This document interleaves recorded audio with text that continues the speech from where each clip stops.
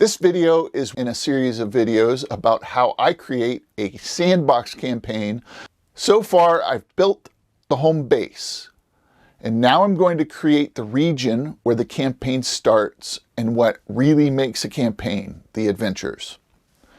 When I complete the tasks that I'm going to lay out in this video, I'll have a couple of sessions worth of adventures ready for play, a collection of random encounters, several locations containing a single encounter, minor NPCs, and the starting region mapped.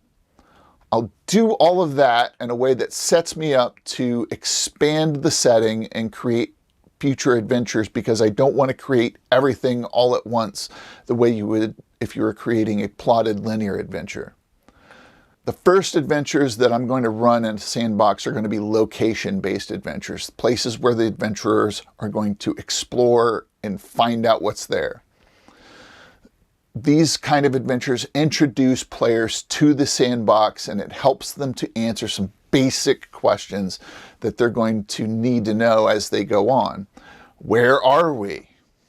What is going on around here? And what can we do? To get started, I'm going to go back to my campaign concept summary.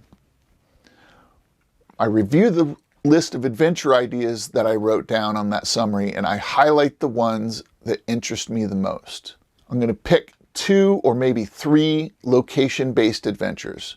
That's going to be a dungeon, a ruin, a tower, a lair of a monster, something like that. I'm going to prepare enough of that for 2 or 3 sessions. I may outline or brainstorm ideas for future adventures that I have as I'm doing all this, but I'm only going to do just the first few sessions. If I was going to run a mega dungeon, then I'll do the first level, maybe 2, 60 to 100 rooms possibly. Once I've got those adventures all set up, then I'm going to think about how I connect those locations to the other elements of the campaign. To get the kind of player-directed dynamic campaign that I want to have, I make connections between many, if not most, of the early adventure locations, the home base, the non-player characters, the legendary monsters, and many of the other elements that I've already laid out in these videos. I define a campaign as a series of interconnected adventures. In a linear campaign, the connections are one right after the other. In a dynamic sandbox campaign like what I'm trying to create, these things are sort of all over the place, and the connections between them can either be strong or they can be weak. Since I've created major powers and factions that are in conflict with each other, I can use those conflicts to link these adventure locations together. And that will help me accomplish 2 goals I have when I run a sandbox. First, I want the campaign world to feel like a realish kind of place. I want it to feel plausible. I want the players to feel like there's a there. Those conflicts between these major forces already exist before the campaign starts, and they're bigger than the party can do anything about when they're at first level. These conflicts in progress will tell the players that they are part of a bigger world, and it will go on with or without them.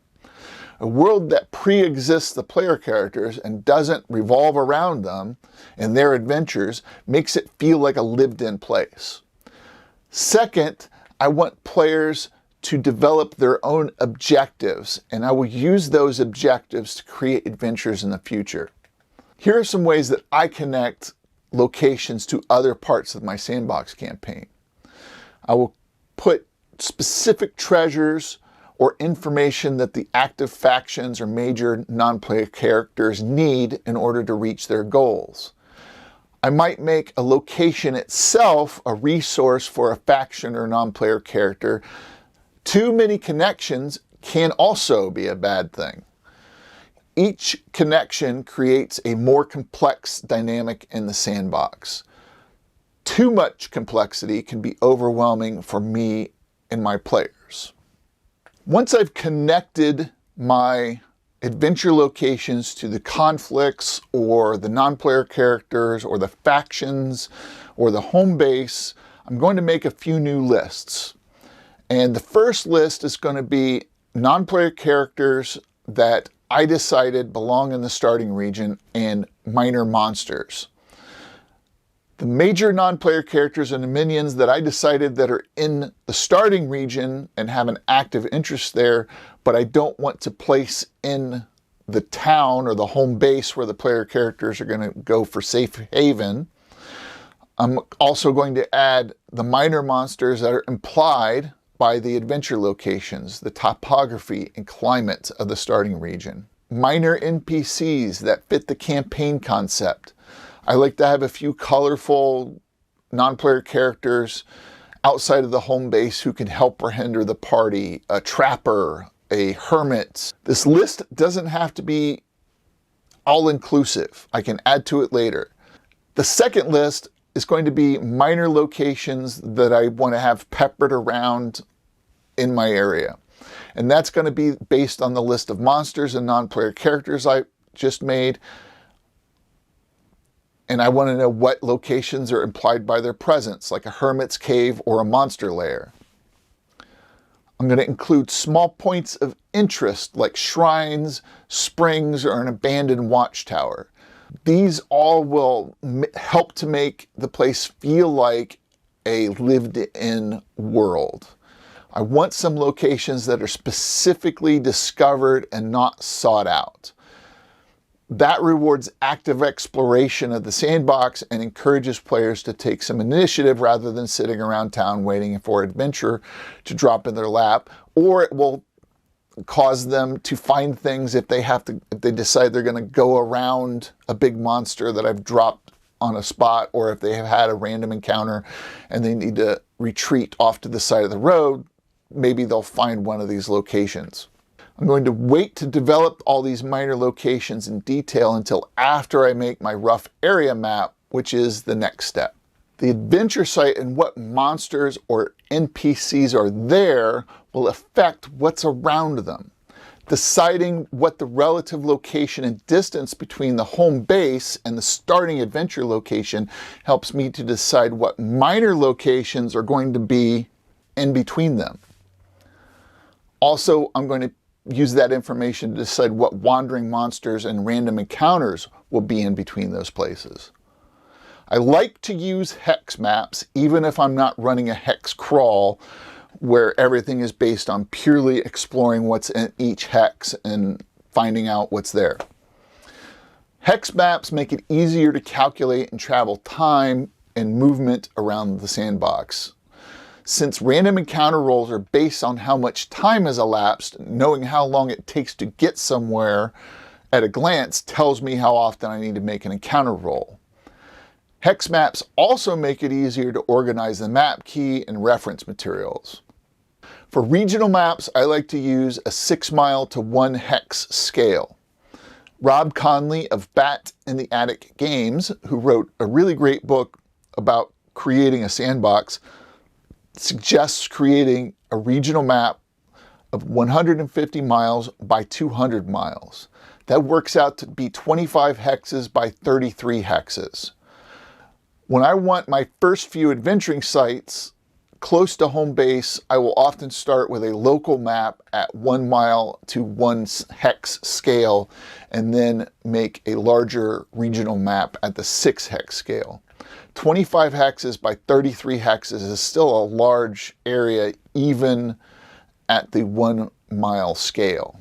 The basic idea of my mapping setup is to just put the things where they make sense.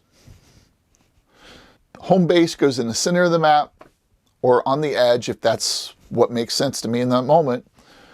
And then the adventure locations, the 2 or 3 major adventure locations, the starting locations, where they make sense to me. And then if there's also a major monster or major non-player character I decided is in the area but not in the home base, I'm going to place those major important points. So the 20th level Wizard's Tower is going to go somewhere on there that makes sense to me. Then I'm going to fill in the spaces between home base and the starting adventures that fits my campaign concept and outline. I'll generally go in the order of water, major rivers, coastlines, or other water features, any roads or important trails. Lastly, I'm going to fill in any terrain and vegetation that I've decided the starting region has. And then I'm going to start placing those locations from my list of minor locations. Points of interest, monster lairs, little single encounter adventures. I don't have to use everything off that list. I might decide to place some of those somewhere off on the edge. It doesn't matter. I'm just getting enough material on the map for the first couple sessions, maybe a month worth of sessions, but really probably no more than that. If the map doesn't look right, since I'm using Worldographer, I can just click erase, move things around, whatever I need to do. If I feel like I look at the map and I look at my lists and I go, you know what, I think I feel like something needs to be over here, but I didn't write it down. I'll add it to the list, add it to the map. That's fine. Now that I know what those minor locations are, and I know where they're located, I'll go ahead and design them only in as much detail as I need to, or I will borrow some material that somebody else has written. If there's obvious ways that I think these minor locations should connect with the major non-player characters, the starting adventure locations, or the home base, that's great, but I don't want to make a lot of strong links to those minor locations. They're mainly there to make the sandbox feel like a lived-in world. I like to make random tables consisting of single encounters that are more developed than just a simple wandering monster table. The wandering monster tables are fine, and you can just pull one out and drop it in and off you go. But the way I think about random encounters is its own topic. In the description below, there are links to a couple of blog posts I wrote about how I use these little single encounter micro adventures. If there's any background history that I need that sort of ties all these things together that I've dropped into the adventure area, I go ahead and do that now. I treat backstory in the broader starting area of the sandbox the same way I do for the home base. Players only care about backstory if it has relevance to their choices during an adventure. I focus on the situation as it currently exists and work backwards. I create as much information as players need to make choices, or that I need to roleplay the non-player characters and monsters. Beyond that, I keep it very simple and outline, bang, bang, bang, nothing more than that. Hooks. Hooks are super important. Now that the adventurers are ready to go, I know what my adventure locations are, I know what's there, I know what's between them. I need to think about how I'm going to get the players to visit those places. I create tables of rumors and gossip that players can learn in the tavern or in town while they're buying gear, whatever. The typical method is to randomly determine which rumors the party hears in town. If I think a quest giver would be the best approach to get the players to seek an adventure location, I will decide who that is and write it down in my home base notes for that non-player character. Now that I have all this material created, I'll give it a once-over to make sure I haven't forgotten anything important. I'll make any revisions that occur to me while I'm doing that review. Once I've reviewed everything and I feel pretty comfortable that I'm ready to go, I'll organize the material by hex, make any reference sheets, tables, player maps, handouts, and any other tools that I need to run the game.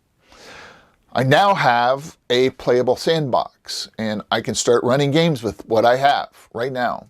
But I have a few more things I do to make the sandbox suitable for a long-term campaign.